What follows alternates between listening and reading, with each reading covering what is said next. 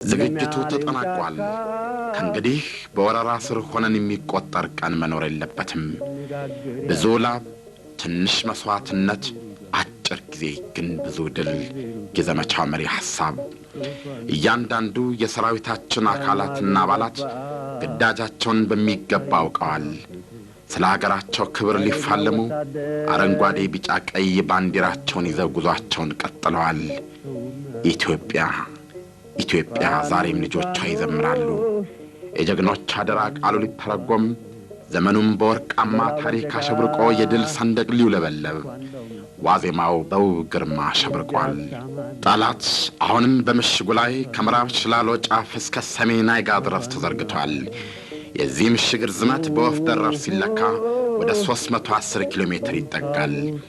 በእነኚህ ምሽጎች ሁሉ የጠላት ጦር ተሰግስጓል። በቡሬ ባዳ ግንባርም እንዲሁ። እኛ እነኚህን ግንባሮች በሶስት ከፍለን እንጠራቸዋለን። የመረብ ሴቲት ግንባር፣ የዛላምበሳ ገላ ግንባርና የቡሬ ባዳ ግንባር። በእነኚህ ሁሉ ግንባሮች ከ20 በላይ ክፍለ ጦሮች ተሰልፈዋል። የሚሊሻ ክፍለ ጦሮችን አይጨምርም። በተጨማሪም በርካታ መድፎች፣ ታንኮችና ሌሎችም ከባድ መሳሪያዎች የጥፋት እሳት አርግዘው ተሰልፈዋል። ፍልሚያው ከዚህ ኃይል ጋር ነው። የ11 ወራት ዝግጅታችንም ሲፈታ የከረመው ቅኔ ይህንን ኃይል በትንሽ ኪሳራና በአጭር ጊዜ እንዴት እንደምሰሰው ነው። ድንገተኛነት አንዱ የምሽግ ሰበራ ረቂቅ ስልት ሆኖ ተነድፏል። ምሽግ መስበር፣ በጥልቀት ወደ ውስጥ መግባት፣ ጠላትን እያዛቡ መደምሰስ ሌሎች ተጨማሪ ስልቶች ናቸው። ጠላት ባጠመደው ወጥመድ ውስጥ አለመግባት፣ ሳይሞቱ መግደል የዝግጅት ምዕራፍ ስኬት የተለካበት የመጀመሪያው ምዕራፍ ነበረ። ግንቦት 4992 ከወር እሱ ተመረጠ። ከቦታም መረብ ሴቲት ግንባር ወይም ደግሞ ምዕራብ ተብሎ ይጠራል። ሉዓላዊነታችን ለማስከበር የመጨረሻው መጀመሪያ ወራሪዎችን የሀፍረት ሸማ የማከነቡ ሉዓላዊነትን በደም የማስከበሩ ታሪካዊ ሂደት ስንተኛ ምዕራፍ እንደምንለው አላውቅም።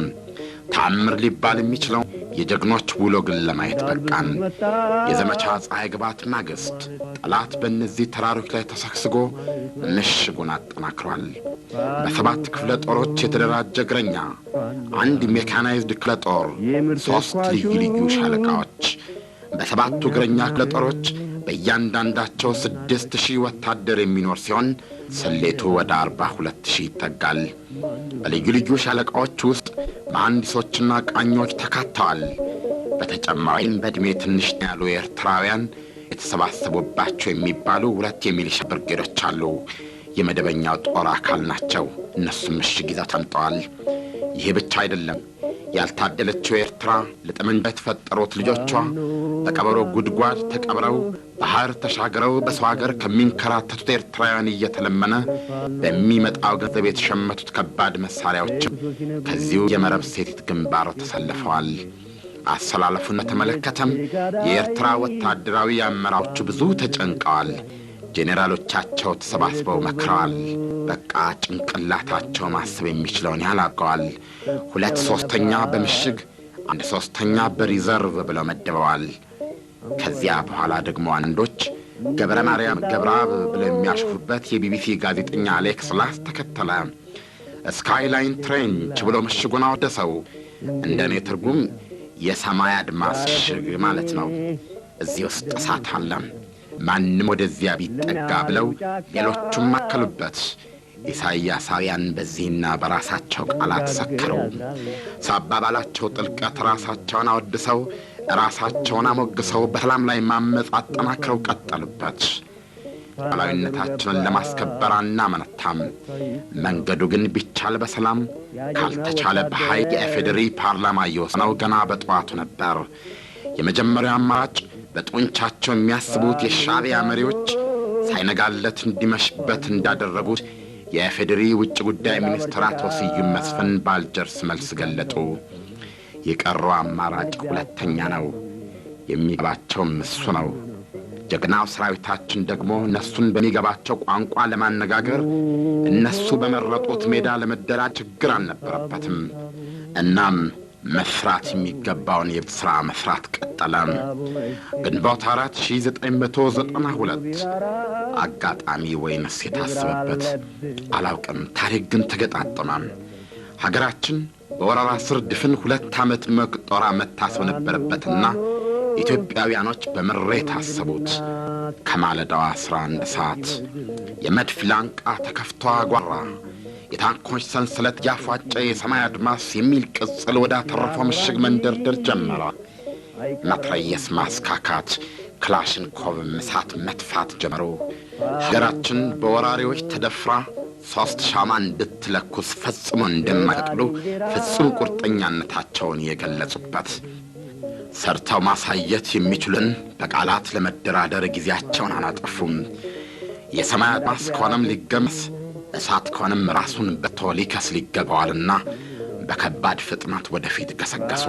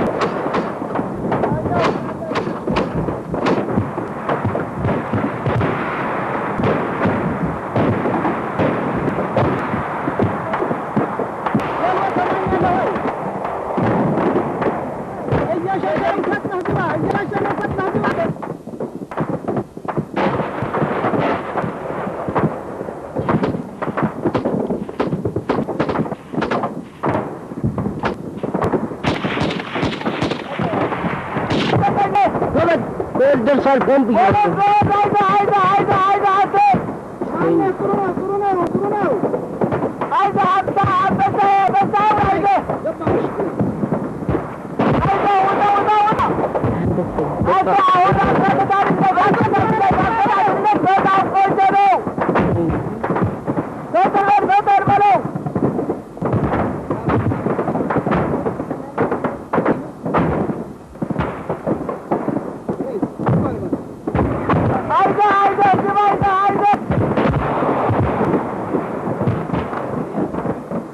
የዚግባር ውጊያ የተካሄደው አራት አቅጣጫዎች ነበር።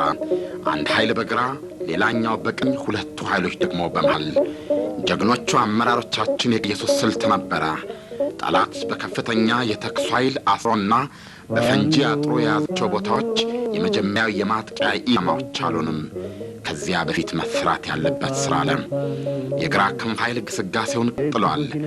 ደጋ ተንቤን አካባቢ የጣለው ዝናብ ተከዜን እንዲደፈርስ አድርጎታል። ግን አልገዳቸውም። ተከዜን ተሻግረው እስከ አድሐኪም ሊገሰግሱ አልመው ጉዟቸውን ቀጥለዋል። እዚህ ኃይል ዓላማ በጠላት ጀርባ በመግባት በተጠናከረ ምሽግ የሰፈረውን የሻዕቢያ ኃይል ከመሽጉ ማስወጣት፣ የከባድ መሳሪያውንና የኮማንድ ፖቱን አደጋ ላይ መጣል ነው። ይህ ሲሆን ፊት ለፊት የተዘጋጁት ሁለት ኃይሎቹ ምቹ ሁኔታ ይፈጥራል። ያኔ የሰማይ አድማስ እሳት ይወርድበታል። እንደ አንበሳ ቢፍ